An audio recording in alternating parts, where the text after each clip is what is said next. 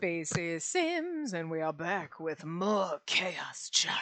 And we left off right about to go into the next incident that just happened. So here we are.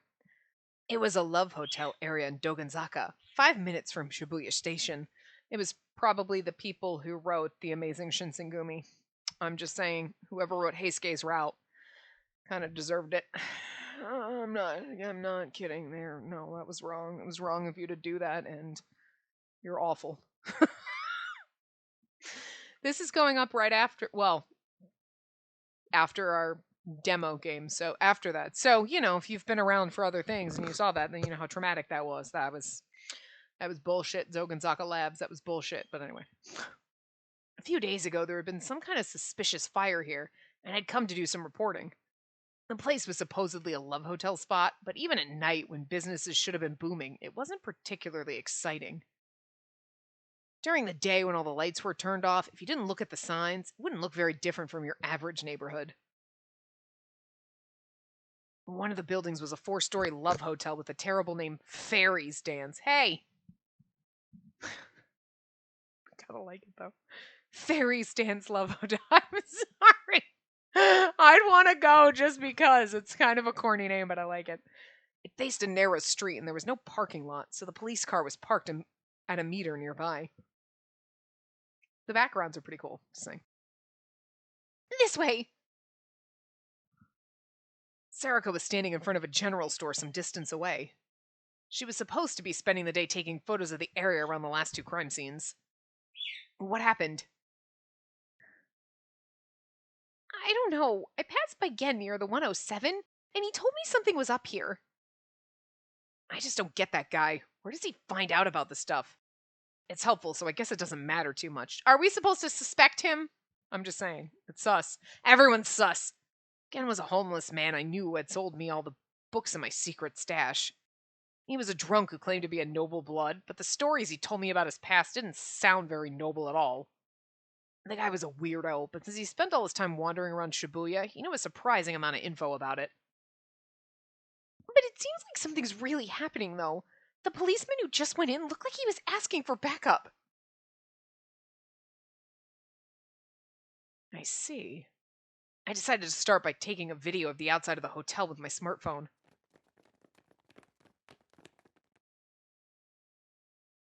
You really run fast at times like these.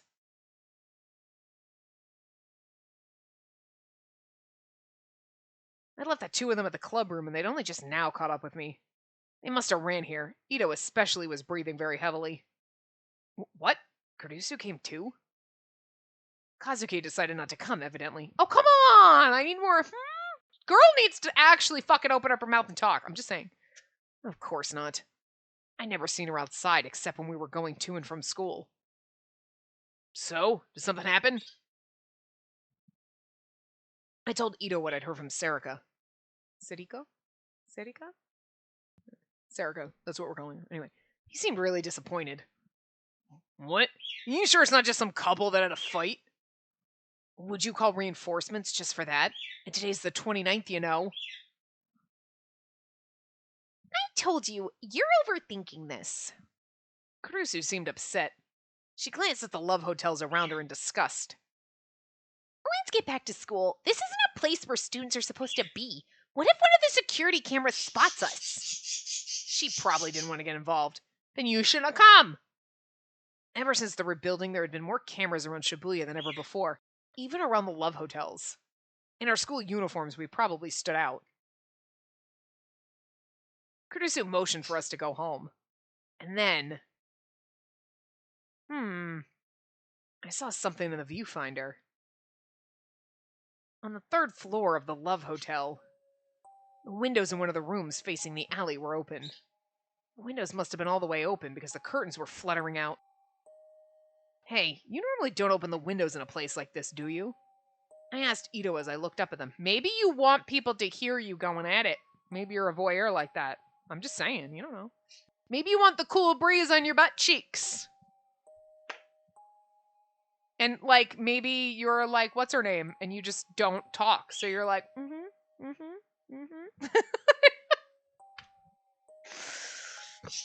Maybe you just rented a love hotel so you can cuddle. It's a neutral location. You just want to cuddle and open the windows and get a cool breeze. I'm just saying, you don't know what happened in there. You're just assuming that it was a love hotel, that there was some, like, hanky-panky going on. Could have been totally tame. Okay. Just saying. I'm just saying, you don't know. Yeah, probably not. I don't know. Never been to one. Oh. Ito followed my gaze and saw it for himself. It felt suspicious. I'd never been to a love hotel either, so I didn't know. But normally you'd keep the windows shut, right? You wouldn't want people seeing or hearing what you were doing. Again, maybe you do. Why do they have windows then? Why are there not, like, inner parts of a building that didn't have windows? And then suddenly I heard a sound from somewhere. It was a calming song with a simple melody. I took a closer listen. Was it a music box? It definitely was. I mean, you can hear it. I can hear it. I don't know if you can. For a minute, it doesn't... I don't know if you're getting sound right now. It doesn't seem like... I mean, I have the sound down low, so it's not overpowering, but, like, I'm not seeing it move. I saw it move just for a second. That's really weird. Like, hopefully nothing's broken, but it's very quiet. It was coming from the room with the open windows. It sounded like it was inviting us in. What was going on? I looked around. The building across from the open window was another love hotel, but it had no windows on that side. I couldn't look into the building like I'd done with the karaoke box last week. See, that'd be the thing. If there's a love hotel and the windows are facing each other and you're, like, competing with the people in the hotel across from you. And I certainly couldn't climb my way up. Wait, what are you thinking? I must have had a pensive look on my face because Kurusu turned to me and asked,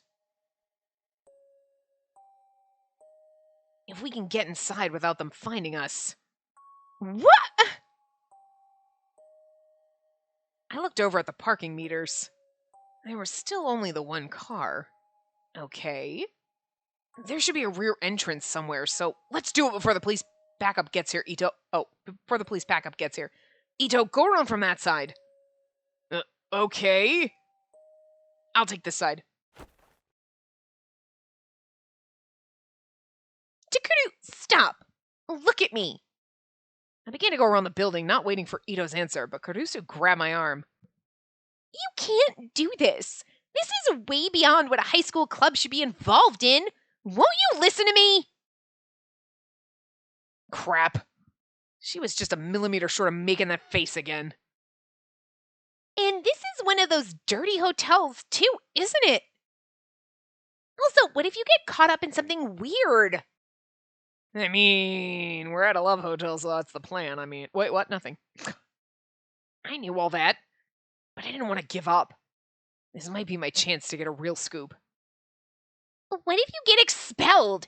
As your big sister, I can't let you put yourself in danger. Sister? We're not actually family, are we?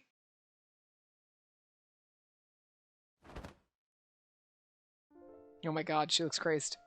Instantly, Kurusu grabbed me by the collar with incredible force and brought her face so close to me that our foreheads touched. I could tell her cheeks were flushed.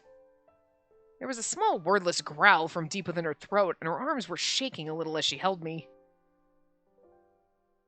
What was she trying to say? No, I knew what she was trying to say. But Kurusu didn't say it.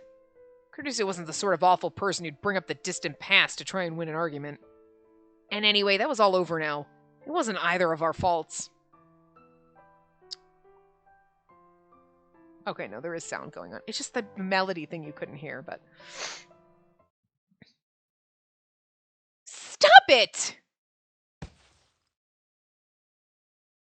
Yeah! Oh, girl fight. This ain't gonna be good. Suddenly, Serika ran over and tackled Kurusu. The momentum slammed both of them into the ground. Oh, they're all gonna fight over me. That's every man's fantasy. All these girls fighting over me, and I'm just like a nerd boy who's kind of an asshole. I mean, we're good looking, but like I'm an asshole who doesn't know how to like talk to human beings at all. And I'm totally obsessed with everything but but they're all gonna fight over me and also want to have sex with each other, because I'm just saying. Come on. Ow! Serica, what was that for? No fighting, Non, Taku. The motto of the newspaper club is that all 5 of us are friends, right? No, that was never our motto. Shin, you need to stop them too. Oh, wait. Where were you? Oh, that's right. This is no time for fighting, Taku. She suddenly hopped up like a cheap toy. The back door is open. What? I was thirsty, but I couldn't find a vending machine, so I decided to look inside the hotel, so I went around the back door and opened it. Then I went inside and there was a vending machine, and I said to myself, way to go, fairies dance! And then I bought a drink and gulped it down and then said, wait a second. What? You always get ahead of yourself. I kind of like her too. Kurusu seems irritating. I don't particularly enjoy her. Like, oh my god, I'm just gonna be the angry, more aggressive one. But like, I like girl who doesn't talk. What was her name again? I forget already. Hana something or other. But I like Serica. I kind of like her too. Anyway. So Taku, what's the plan? I could tell that Kurusu was glaring at me. But she didn't say anything. She couldn't say anything. Yeah, she seems a little, she's the controlly, like, I know best, everything. I don't know, she just seems like kind of the irritating character where you're like, yeah, I just don't know, stop it. But like, you know, over-controlling, but we're supposed to think she's so hot and seg, but it's like, no, but that's irritating. Like, I like the quiet, weird one who doesn't say anything. She also got glasses, so like, you know, kind of like Serica too. She's like, okay, so then I was like this, and then I opened the door, and then I was getting a drink, and I was like, oh my god, wait a minute. Anyway, so like, what are we gonna do? Let's go. Let's bust in. Come on. I kind of like her right now. We'll see what happens. Let's go together. If we pretend to be a couple, we might be able to fool them if it comes to that. Okay. As soon as the words were out of my mouth, Serica beckoned me to follow her. I did.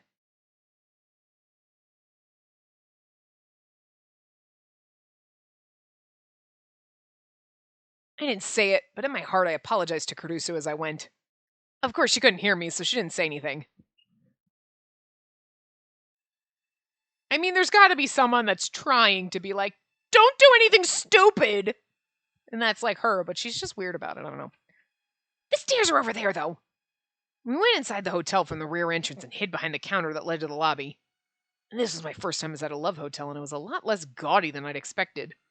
The name was false advertising. There were no fairies, and no one was dancing. That's because the people in the room are dead, but maybe the quiet atmosphere was a selling point? But I don't know, I've never been to a love hotel either. Just send someone back here. What? No, ask Shinjo! The quiet was ruined by the sound of a police officer screaming into his phone. He was either confused or just excited because he kept saying the same things over and over again. Something had happened after all. And something bad enough that he needed backup. This was my chance. If we could get to the scene before the place was overflowing with cops, we might be able to find an unexpected scoop. Yes, there's no doubt about it, I checked. But I can't decide this on my own. No, I told you, that's not what's going on. Damn it. Cop was in the way. Whether we took the stairs or the elevator, we needed to go through the lobby to get to them. Taku, let's go. Huh? Hurry! Wait! Serica took me by the arm as if we were a couple and entered the lobby without trying to hide at all. Hey, come on! She ignored me and walked straight for the stairs. Hey! The cop must have seen us because he yelled at us from behind. Shit. He probably hadn't seen our faces. Should we run? No, that would just make us look suspicious. I told you not to leave your rooms! Yes, no, sorry, it's okay, forget that. I need that backup! He started to mumble into the phone. We crossed the lobby without looking back. She's like, don't leave your rooms. Don't do anything too crazy. But you were right. We were able to fool him. That scared me. That was a close call. My heart was pounding so loud the noise was making me sick. Could he not tell that we were high school students? Hey, he's a little busy. No, even if he only saw us from behind, he'd be able to tell by our uniforms. Why didn't he arrest us?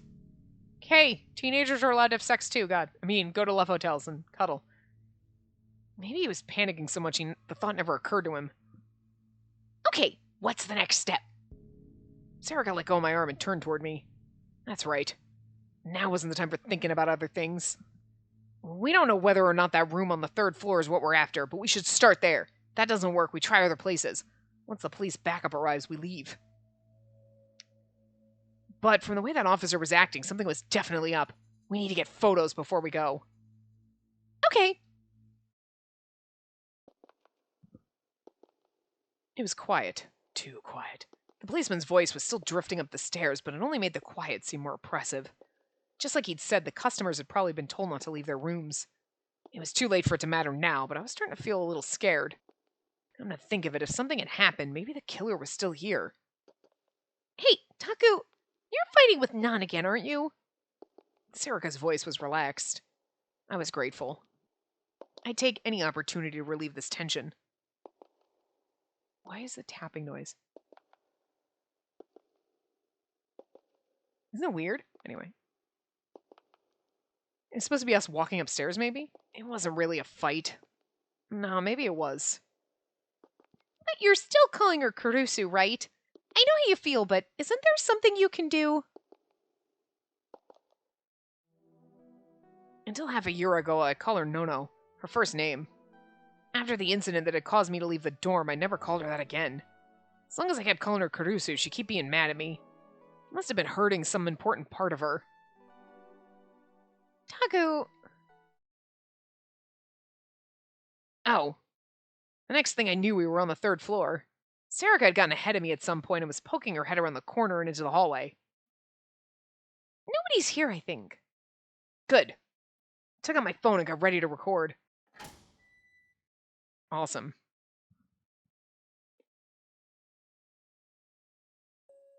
As soon as I went into the 3rd floor hallway, I found myself holding my breath. My heart was pounding even louder than when the cop had yelled at us. I tried to control myself and look down the corridor. The rooms must have been very big because the gap between the doors was large. The floor was red, sinking into black as the hallway stretched away. Sorry, God, I can't read. I could hear the unpleasant sound of blowing air. It must have had air conditioning on. There were no windows and there wasn't a lot of light, so the hallway looked pretty creepy. But there was nothing out of the ordinary about it otherwise. But still, it was strange. The air felt solid. It felt like someone would jump out from the shadows the second you let your guard down, or perhaps that there were traps scattered everywhere along the floor. For a second, the floor seemed to be stained with blood, but I shook that image out of my mind. What was this? It's like the fear you feel in the darkness at night. Was it just because there was so little light? It's supposed to be romantic and seductive. But after somebody dies, it's kind of creepy, yeah. No, it was worse than that. It felt like someone was watching me and enjoying my unease. It was like they were peering deep into my heart. Taku? I almost jumped off the ground with a start. Huh? What's wrong? Don't just talk to me like that! Scared the hell out of me! It's nothing. Hey, isn't this kind of weird? I gestured with my head down the hallway. Sarika looked past me into the darkness. Well, it's creepy because it's so dim, but isn't that just to set the mood? Like, I like how we're, like, skittish about everything, and she's like, nah, I mean, it's just exactly that. It's supposed to be romantic and sexy. Was it? Was that all? Was I being too sensitive? I tried flipping the light switch on the wall next to me, but nothing happened. Maybe the bulbs were burnt out, or maybe it wasn't the switch for this hallway at all. The cop downstairs is like, what the fuck? Damn it, this wasn't 1407 or something. 1407, fictional, a 2007 American horror movie about a hotel room where all the occupants commit suicide, based on a work by the master of modern horror, Stephen Queen. Here's the funniest thing. When I was like 1407, I'm like, wasn't that a Stephen King book? Before I got to Stephen Queen. But I knew it wasn't. It's 1408. I was like, 1408 is like a Stephen King book. The funny thing is, this wasn't 1407 or something, and I was like, I couldn't remember that it was 1408 at first. But I was like, that's like the room number, and it was a Stephen King book or something. I don't know if I saw the movie or read the book. I don't know, but I know it. I turned around. The only person there was Serica. No one else was looking at me. I took some time to make sure of it before I spoke. Oh, she's got smaller boobs. Okay, there you go. At least somebody doesn't have giant tits. Somebody can't have boobs bigger than their head. I mean, Jesus. Let's go. Yeah. Serica nodded cheerfully and stayed behind me as we walked deeper into the hallway. I remember the location of the window I'd seen outside. It was probably deeper in the hall, the furthest one back or the one before it. It's probably one of those two. I walked as silently as I could down the long hallway, toward the last rooms on the left side. With every step I took, I could feel the sensation of the hallway floor through the bottom of my heels. You know, it'd be funny. You open up one room thinking it's going to be the room, and it's just two people boning on it. Ah! They said to stay in your room. They didn't say you couldn't have sex while you were in there. What? Nothing. It was like I was being forced to think about nerves that I'd never used. My body felt very tense. Could you imagine it's the one time you go to a love hotel and you're like, okay, but like I gotta leave because I gotta go to work. And then like the cops are like, no, you gotta stay in your rooms. And you're like, fuck, I need to go to work today. I'm just saying, that would be really inconvenient. How are you gonna tell your boss you're late? Because the cops wouldn't let me leave the love hotel room where I was boning somebody. Yeah, I'm just saying. Like, I was detained by the police in a love hotel room. Or you tell them, there was an incident where I was, and then the cops told me I couldn't leave, and then later on the news it's like, murder in a love hotel, and everyone's like, oh, yeah? I'm just saying. Like, you know. Anyway, I didn't see any cops in the hallway. Usually they'd at least leave one person here at the scene. There was only one guy. Was this the wrong floor? I mean, you think about that now. Oh, wasn't there usually a second cop up there? No, because there was only one dude. We reached the second to last door, because otherwise that would ruin it, right? Room 306. Oh, fuck! Cool! I listened carefully, but didn't hear anything revealing. We did positive last time, right? We gotta go negative, especially because it's gonna be like a grisly murder scene, so we gotta get creepy with it. Just the quiet rumble of the air conditioner. Is there a people? Come on. This is a love hotel. Oh, right. Hey, what are you... knocking? You can't... Woo! And then suddenly the door flung open. Who the fuck's knocking on my door? An angry and very underdressed man came storming out.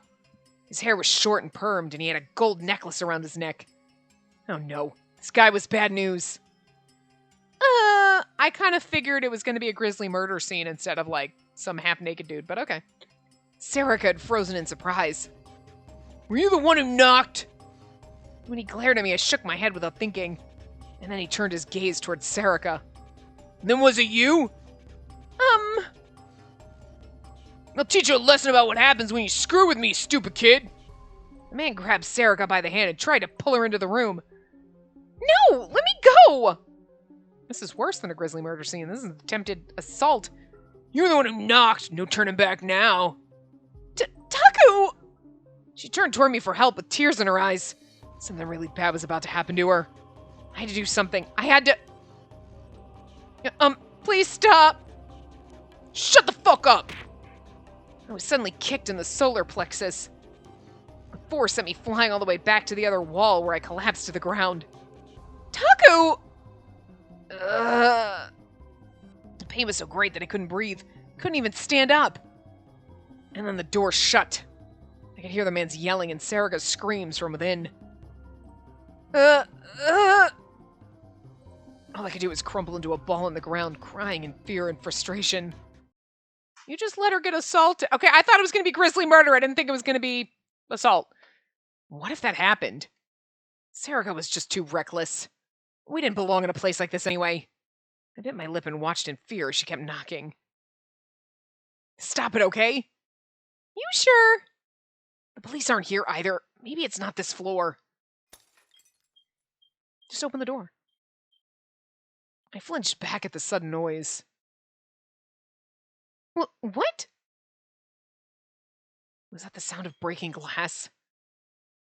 It was from the next room over, right? She was clinging to my back in surprise with her hands on my shoulders. I think so. It came from further down, right? Serica pointed to the next room. We stood there for a moment. The violent sound must have scared her because Serica's easygoing mood had totally vanished. But we waited a while and nothing more happened. There were no voices or sounds of struggle. The hallway was the same as ever. But was I imagining it, or was the hall a little darker than before? Maybe a bulb broke. Should we go back? Serica didn't answer my question. She didn't seem afraid, but she had a serious look on her face as she stared down the hallway. He's like, I realized she wasn't holding me, and I looked back and she'd already bolted down the hall and out. Maybe something had happened and the killer was still there? No, wait. I needed to think about this rationally. There was an officer on the first floor who called for backup. Usually when a call came in, the police never came there alone. There was always more than one. I found that out for myself during my reporting, so I was sure of it. So there had to be another officer at the scene. The killer couldn't just be hiding there. Also, it would be kind of stupid if he closed the door and was like, you stay here! If there was any chance of that, the cops wouldn't have just told us to go back to our rooms. Did the killer break the glass during a struggle? No, that didn't make sense either. If there was any chance of them being able to do that, would the officer have gone downstairs? He'd probably gone down there to tell the front desk not to let anyone else in. Damn it! I had no proof. But it should be okay. More than anything, I hadn't taken any photos yet. Huh? I jumped literally when I heard the sudden sound. I heard something too, but it was so quiet I couldn't tell what it was. It was a very strange sound, one that didn't belong here at all. I looked and saw that Serica had gotten so nervous she'd taken out her Gerodo strap, started to play with it. Oh, that's what it was. She probably didn't even know she was doing it. Softly poked her with my elbow. I motioned for her to keep quiet, and she seemed confused. And then she realized what she was doing and quickly put the strap back in her pocket. As soon as she was done, I looked down the hall once more, all the way to the front of the room. We should head there. I tried to steel myself, then checked over my shoulder once more to make sure no one was there. Started to walk forward very carefully. I was afraid of making even the slightest sound. Serica followed me wordlessly with her hand on my shoulder. I grabbed her hand with my free hand. The other was holding my smartphone. She squeezed it tight. What you doing, Booger Bird? The feeling of her fingers kept me strong as I walked forward. The next room. Room 305, the room at the far end of the hallway. Just like room 306, it had a plain old door, but it felt like it was exuding an intense pressure. This is where it came from, right? She was asking about the sound. I think so. I answered, despite not having any proof at all. We waited, but still heard nothing. I looked around once more to make sure no one was there, then put my ear up against the door. And then I heard a small sound. It was a sound that I'd heard outside. The sound from the windows, like a music box playing. It was relaxed and peaceful, even if we weren't, and played the same tune over and over. This is the room, the one with the open windows. Serica was looking at me. Will it open? No, that's... I hesitated, but she put her hand on the doorknob. Nope. She seemed relieved, but a little upset. I knew exactly how she felt. Felt the same way. I moved away from the door. I would have liked to take some photos before I left, but... Oh! Huh? Did you just hear the sound of a lock? Yeah, that was what it sounded like. We were too confused to move. There was no sign of anyone coming out. I slowly touched the doorknob. It turned. The door was unlocked. Oh, creepy. How? We have magical door locking powers! They're coming after us next. As if guided by all the strange things that were happening, I pushed the record button on my smartphone. I gripped the doorknob tighter. This is a really good part. It's taken 30 minutes of creep. Like, we're slowly creeping down the hall.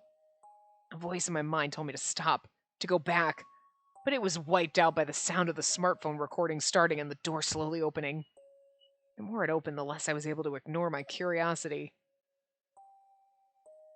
It felt like something besides Serica was pushing me forward as I opened the door.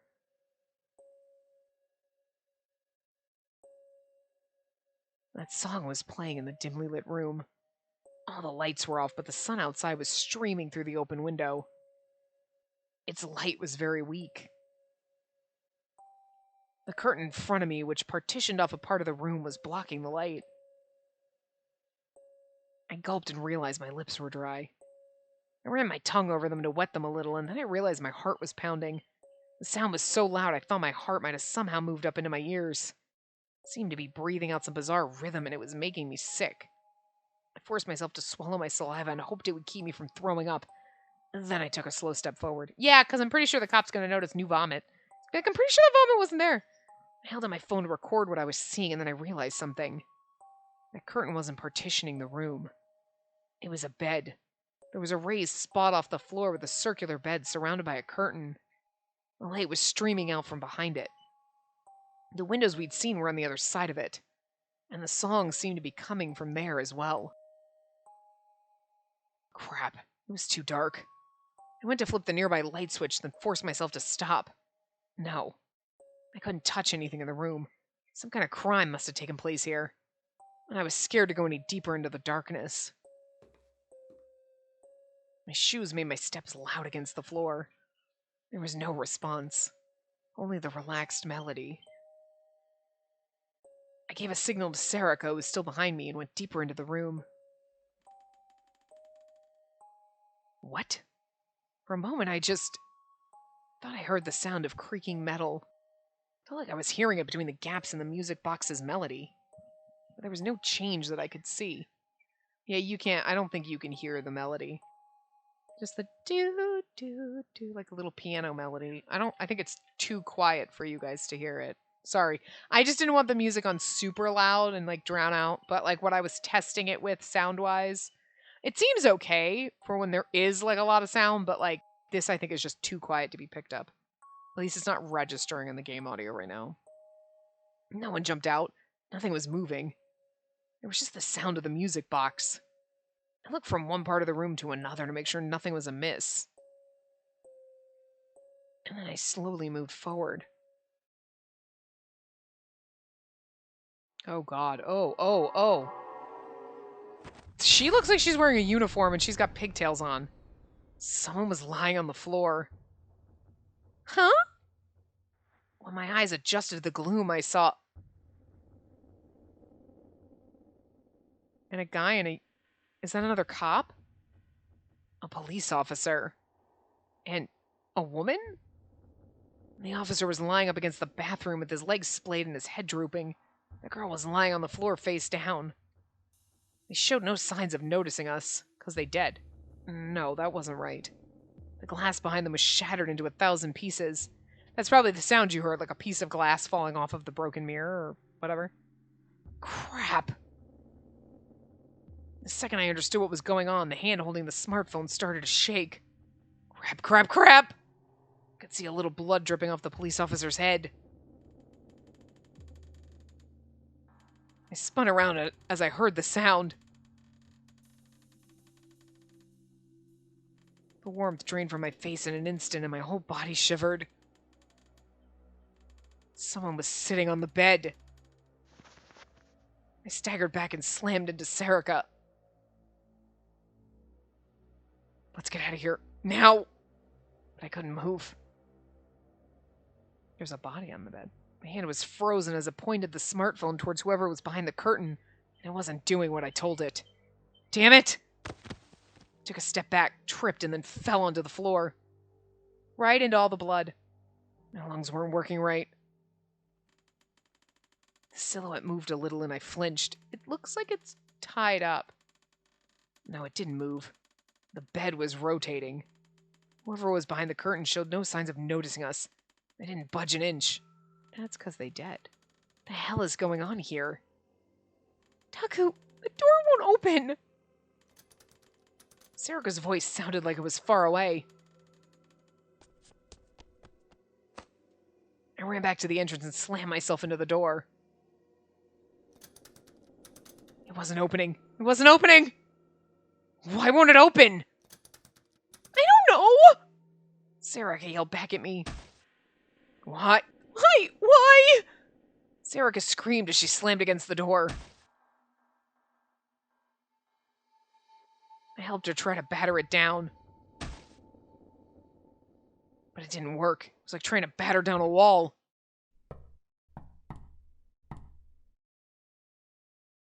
Oh my god, the knocking. Suddenly I heard a knock at the door. I reflexively jumped away without thinking. Knock, knock, knock, knock. It was coming from this door. The knocking was rhythmic and constant. That's the knocking of all the things. Oh my god, but why is it happening now? Everybody in here's already dead. What? It was just a knock at the door. My whole body started to shake. I hope you're still recording this. Someone was on the other side of the door. Someone was knocking. It definitely wasn't the police. I felt as if my sanity was boiling away, melting out from the soles of my feet on upward. No. No. Don't open that door. Right. Go out the back. Let's use the window. I grabbed Sarika's hand and ran to the back of the room. And fell silent at what I saw. Huh?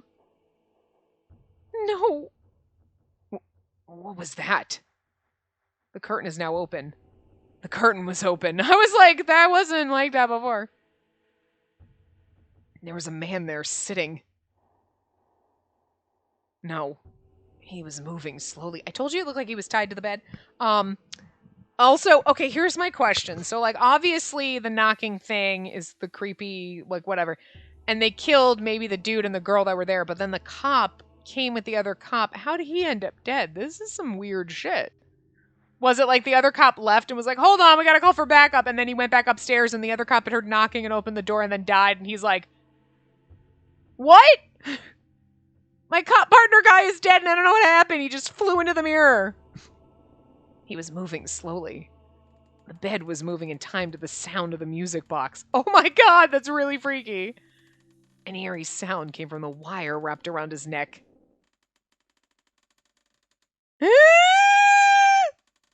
The wire was hanging down from the ceiling, choking him. His face was all puffed up in a color I'd never seen before. His pants were wet and the stains extended to the bed itself. The smell of piss and shit hung in my nose. He wasn't alive. He was dead. The dramatic music all of a sudden. The hell is this?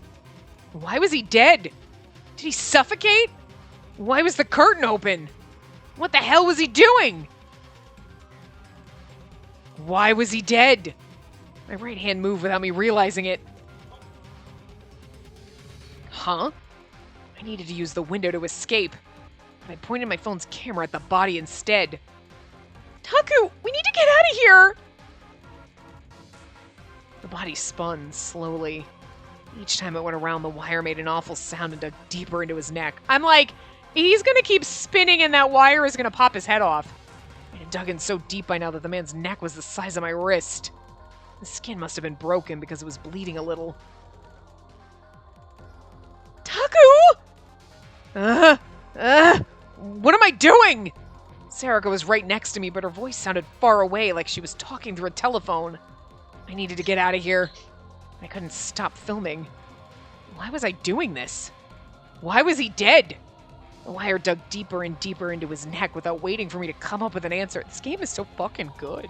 I mean, okay, there's some weird, creepy fan servicey moments, you know, because it's, you know, whatever. But, like, fuck!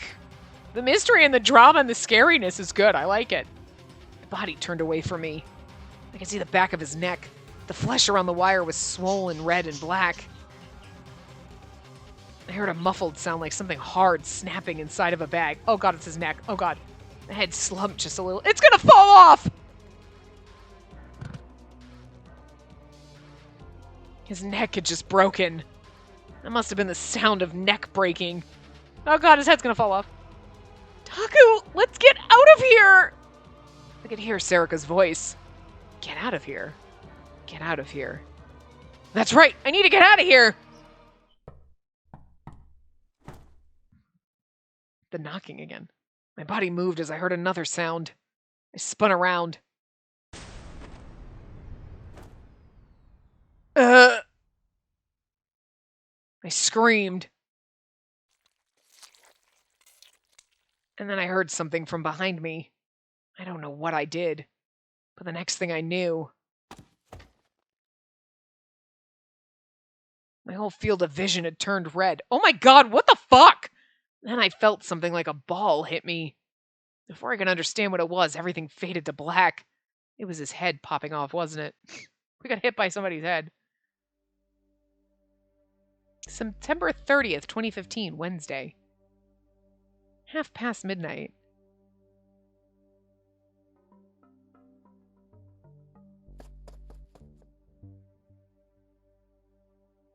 Shinjo, we managed to ID the victim from his possessions in the security cameras. Koshin. Oh. His name is Hironori Kakita? 22 years old, a Shibuya resident with a part-time marketing job at Koshin. Koshin. Fictional. A venture capital company located in Shibuya that participated in the post-earthquake reconstruction business. After using massive amounts of money to monopolize the construction companies involved in the reconstruction, they moved on to other projects, such as the introduction of new infrastructure, i.e. the deployment of high-powered security cameras around the city. They've also taken the lead in supplying business models and partnership opportunities to various nonprofits and volunteer groups. Sounds conspiracy-ish, right? And in helping establish self-sufficient communities among the survivors. In the process, they've made vast amounts of money. Some earthquake survivors and residents claim that they're a brutal, tyrannical company that does not hesitate to use evictions and eminent domain to take property they want. Yeah, see, it sounds shady. A part-timer at Koshin? Any lovers? None. No roommates either. He lived alone, it seems. Shit. Why does he look so much like our friend? Shinjo cursed.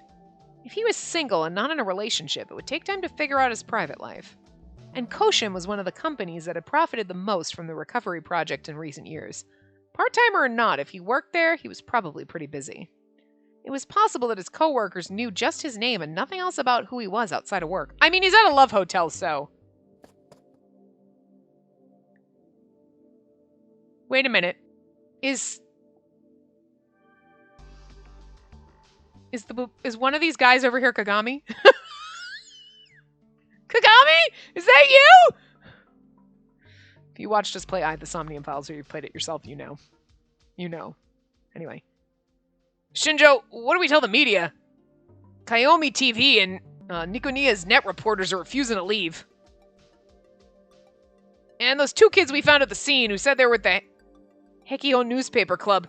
They calmed down, but they're still not making a lot of sense.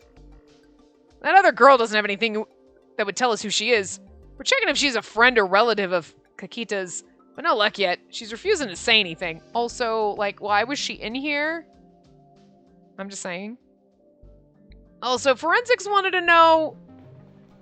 Hey, you can't just...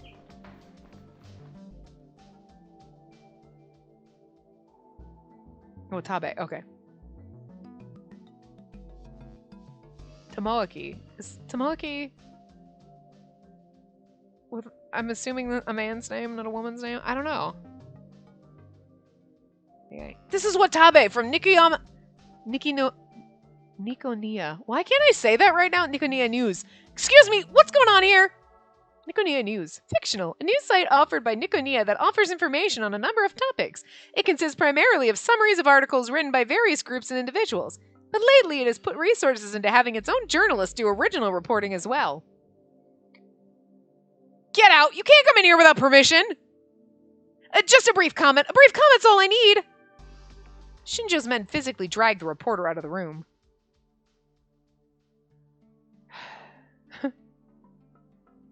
He had to stop himself from putting his hands to his head and moaning. He couldn't let his men see him acting weak. Shinjo had been with Police HQ Section 1 for less than 7 years. He didn't get along with his superiors, but he'd managed to beg his way into being in charge of this case. Maybe this was his way of avenging the death of an older detective who he'd admired. Once you're done looking at the window frame, make sure it can't be seen from outside. There's no telling what those net reporters will do. Yes, sir! I'll talk to forensics myself. Oh, and put some more manpower into checking his connections at work. I'll tell the bosses. Yes, sir! So what about those kids? I'll handle them too. Get to it. Yes, sir! Yes, sir! I mean, okay, but like... His men raced out of the room. What was your name again? God damn it, it's Kagami! I switched jobs because I was sick of Dante asking me that! I'm sorry, but one of those guys in the background is fucking Kagami. You can't convince me otherwise. They never had a case like this before, and they were probably pretty excited. I'm just saying, right there, that guy kneeling with the camera. It's Kagami. So was Shinjo, to be honest. The whole thing was such a mess that he didn't even know where to begin, but his detective's instincts were screaming at him to start doing the work needed to find the killer. Okay.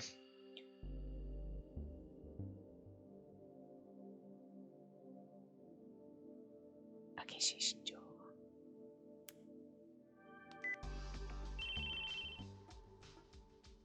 Hello, this is Trustworthiness Investigation Company, Frisia.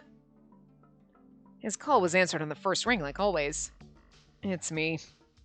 Oh, Shinjo, you're late. I thought you'd be contacting me earlier. I'm sorry. Shinjo apologized without thinking, and for no clear reason. He always felt like a naughty child when he spoke to the CEO, who happened to be a woman. You know why you're so exhausted. It's because you're taking this so seriously. You should relax a bit like they did. I've got no intention of copying their habits. You're so serious, aren't you?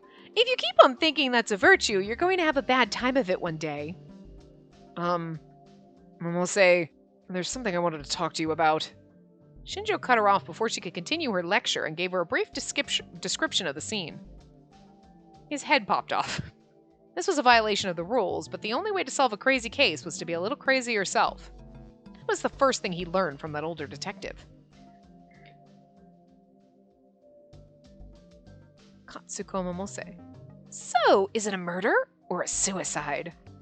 Momose asked her question after he described the situation. Mimosas. That's all I think of. She cut to the heart of the problem. We're not sure right now. The hotel had gotten suspicious when Kakita had never come down after checkout time. When more than 10 calls to the room went unanswered, they'd contacted the police. Instead of going and knocking on the door, 2 officers, as well as someone from the hotel, had gone to the room and found the body and an unconscious girl. One officer stayed at the scene to keep it secure, and the other searched the hotel to make sure it was safe. During the search, he'd forgotten to lock the employee entrance in the back near the stairs. That was how the 2 students from Hekio had gotten in. I don't know. That school name is weird. Stop saying it. Shortly after he left the room, the girl woke up and started strangling the officer who'd stayed. He'd hit his head on the edge of the glass window and knocked himself out. Okay, that makes sense. He was going to be fine, but he'd been out cold until backup arrived. When the backup got there, they found the girl unconscious on the floor. A boy from Hekio was passed out on the floor too. The other girl from Hekio was throwing up, also on the floor. Kakita's cause of death was asphyxiation via strangulation. The wire around his neck was a kind used at construction sites. It had been hung in an X pattern from the lights on the ceiling. He'd been sitting on the bed as it rotated. That's why there was so much pressure on his neck that finally his head had been severed. Yeah, that was what hit us in the back. His head popped off. Gross. It's kind of funny. Kind of gross. From the estimated time of death, Kakita had passed away before the police had even been contacted. The body on the bed kept spinning in time to the music, one rotation every 2 minutes. In the end, the man's head had been cut off completely. The problem was the girl in the room.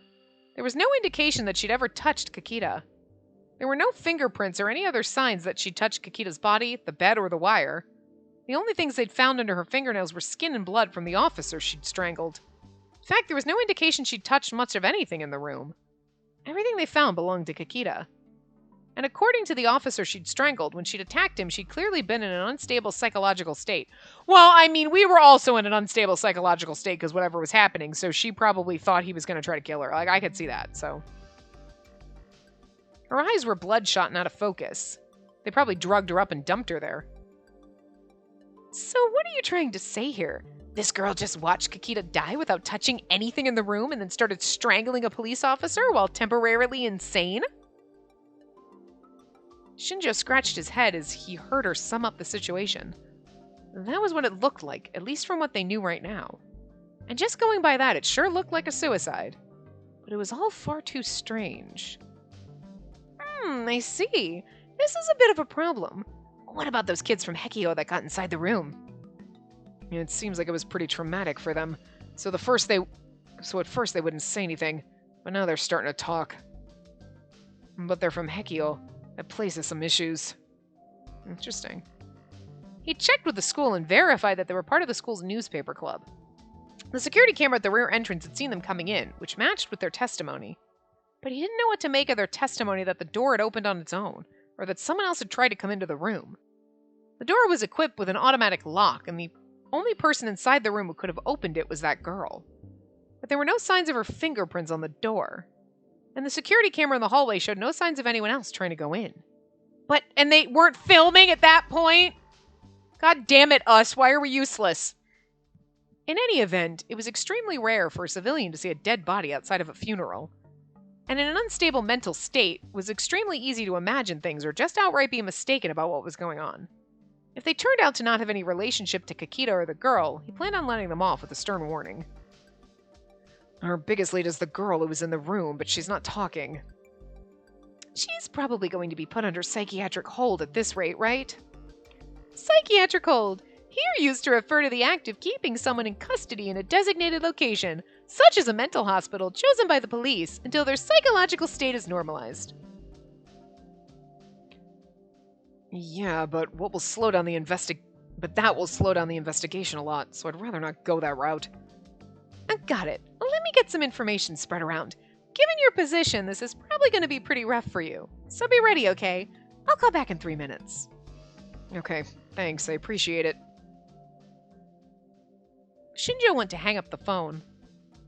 Oh, wait! Yeah? Actually, I want you to do something for me. I'm sure it'll be a big help for you, too. Can you do it? So it was basically an order then, Shinjo thought to himself. What is it? One of my kids knows more about this than I do, and they say that they want to see the crime scene personally. Can you help them out? You want me to let an outsider into a crime scene? It's always outsiders who'll give you the hints you need to solve the case. After all, I'm an outsider too, she continued. In his head, Shinjo went over the steps he'd have to take and the time required to take them. Can it be tomorrow? Or, no, the day after? That's my Shinjo. Glad we could work this out. I don't know how you managed around the rest of those hardheads in Section 1. Alright, talk to you later.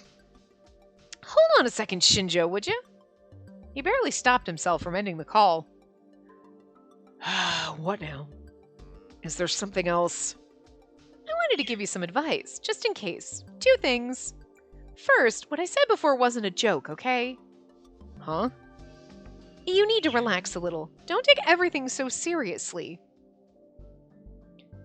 I'm sure a lot of things are about to happen that will be behind your understanding. When that happens, your worst enemy is what you think you know. I'll make sure to remember that. If that was a serious answer, you've still got a long ways to go. And the other thing is... Momose paused for a second and chuckled. Don't let my kid get the better of you too often. If you let your guard down, you'll end up an outsider yourself. This is going to be Other Girl? September 30th, 2015, Wednesday. Actually, that would have been the perfect place to stop, technically, even though we've got a few minutes left, but we'll see. Hey, did you see that thing on Twitter? Oh yeah, the meme from HekioBot, a giant Upa with a smug look on its face, sitting on the Shibuya... Hikario? and saying, "Shibuya sure has changed!" Upa, fictional, a ball-shaped mascot character from the popular manga Rai Net Kakeru, which began running in Rokoroko Comics? Rokoroko Comics. Wow. In 2006, the anime version only increased its popularity and large amounts of merchandise, such as stuffed animals, followed. Hekiobot. Fictional, a Twitter account followed by over 80% of Hekio students. Hekio? Anyway. It's popular for its variety of tweets, which include funny memes, news about discounts at cafes and restaurants near Hekio school rumors, and other things of interest to the student body. Despite the word bot designating an automated posting program in its name, it doesn't post at regular times, and its posts vary in content, so it's thought to be an actual account run by somebody at school. Yeah, that one's really kind of sad. Could we use that for the culture festival? No one's gonna look at a display about the history of Shibuya's recovery anyway. Is it enough to just have the picture, though? We'd need to actually have stuffed animals or something. The male student started to search through Shibuya's stores with a smartphone. He must have found something strange because he kept mumbling, "No way." Ito was recording the newspaper club's project for the festival, a bunch of random footage of the preparations in the cafeteria. Is this really the right time to be excited over something like that, guys? A body had just been found in Dogenzaka yesterday, and all these students cared about was their stupid jokes. The body was found less than 10 minutes away from the school, but they barely even mentioned it. Well, it really hasn't hit the news too much yet, but the first reports had been on major communications company website. That was where Ito had seen it. You were there, though, with us, were you not? I don't want to read his inner thoughts in his voice because it's going to hurt my throat, so. It had been last night. It had made the morning news and the morning papers, but all that had been reported was that a body had been found and that no details were known. And it was rare for a high school kid to check the TV news and papers every day. There was no word from Miyashiro. Ito was really worried about what happened at the Love Hotel, but he had no way of asking about it. Damn it. He took out his phone, even though he knew he hadn't gotten any calls. Sure enough, there were no messages. He'd been doing that a lot since yesterday. He couldn't bring himself to make a call. He didn't know what to say. He didn't know what to say to a friend who'd been taken away by the police. Oh, so we saw that. The laughing students irritated Ito in a way that he didn't really understand. He'd been planning on videotaping the entire cafeteria today, but instead gave up and left.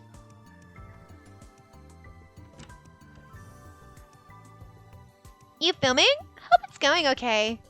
He went inside the club room and saw Karusu was there. I think her voice is different, but whatever, as long as she's got that accent. Any word?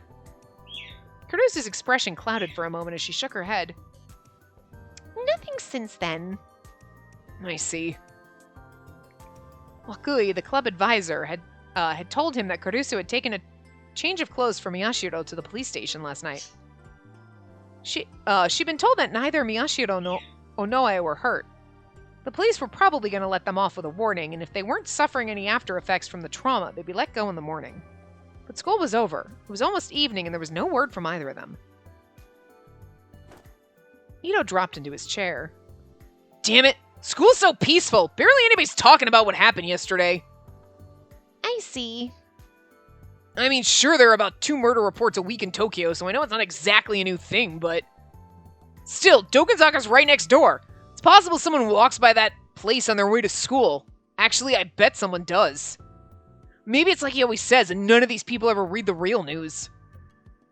Do you have any idea how obvious you are? Kurusu chuckled. Huh? You're worried about the 2 of them, right? Ito started to speak, but then choked it back. Not really. Aren't you worried, Miss Vice President? Ridiculous, she chuckled. I'm angry. This whole thing is ridiculous. Sarika's one thing, but he ignored my warning and went in anyway, and this is what happened. He's making you do all the filming for the newspaper club, too. No, I don't really care. It's not that big a deal. It is. When you're given a job, you need to do it. Is this it? Kurusu, what's going on with the budgets? Kawahara appeared. He was very out of breath. Huh? The budgets? The list of groups that have gone over budget. Accounting says it's not in yet. Kurusu frowned as she realized her mistake. Sorry, I'll send you an email with the list. ASAP, okay? Before the teacher goes home. Kawahara ran off before Kurusu had time to answer. And before he was even out of sight, Kurusu had booted up the PC and started to tap at the keys. What? No, it's nothing. Which of us is more obvious? That's what Ito was about to say before he stopped himself. Normally, it was impossible to imagine Kurusu not doing her job. Okay. Right. But this is a good place to stop, so... Because she didn't do her job because she's worried. But anyway, we will get back to it in the next part. This is really good. I mean, it's very intriguing and, like, shit's happening, and now we've got a bunch of different characters and, like, So we'll see. Anyway, oh, I'm tired. So anyway, yep. Now we're up this part up here. I will see you guys next time. Remember to give the video a big thumbs up and subscribe to see more.